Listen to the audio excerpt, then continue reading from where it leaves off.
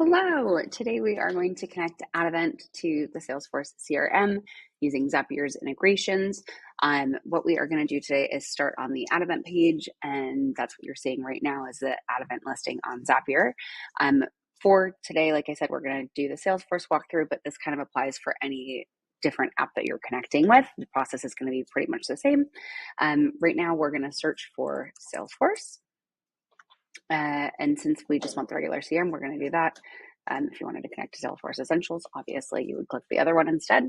So we are going to use the trigger today of new RSVP attendee by event ID.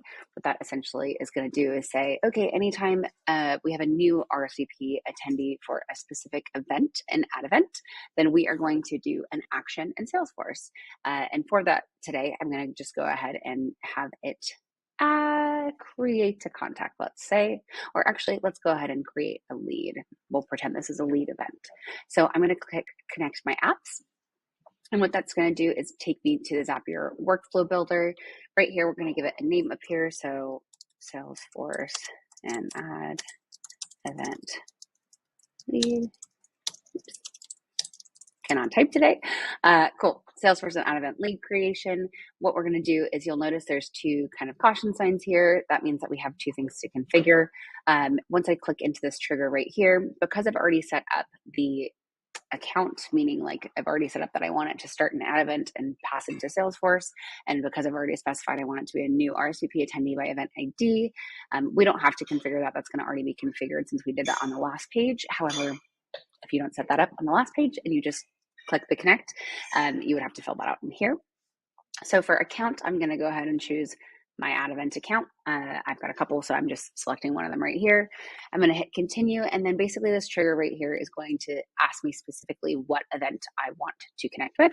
So I'm going to go ahead and look up my Salesforce lead RSVP event. And that way, whenever somebody RSVPs for that specific event, it will go ahead and create a lead.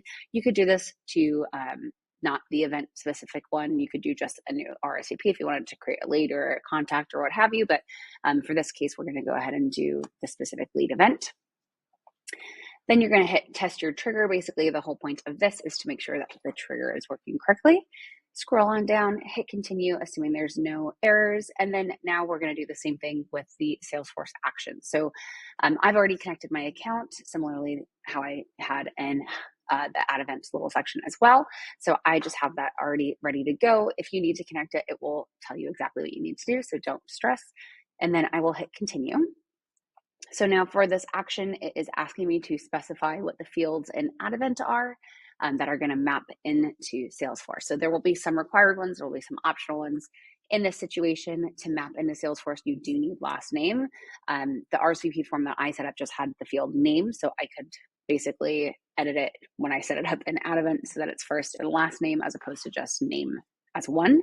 So just keep that in mind if you're using that. Similarly, you could do the same thing for the first name field. We're going to skip that since we don't have that. Company is required. So again, make sure you map in company. I don't know if we actually have, if I set that up on here, I didn't. So I'm just going to go ahead and just map in the attending for right now, just as the example. And then I'm going to map an email address as well. Cool. So tons you can map in. We're just going to do the required ones in email right now. And then I'm going to hit continue. Cool. Now I will go ahead and test that action to make sure that that's working and looking okay. Once that finishes testing, it will say a lead was sent to Salesforce about X seconds ago. And that should now be in my Salesforce account as that test trigger ran properly. If you ran into an error, it would give you an error sign and an error warning or an error message, whatever you want to call it. So we are all good there. Once you've hit this step, you are set and ready to publish, and you can hit that fun publish button and have that set live. Hopefully this helps with answering how we can set this workflow up. The same thing goes for all of the different actions and triggers. You can just, interchange those. So please reach out if you've got any questions, but otherwise we hope that was helpful and have a good one. Thanks.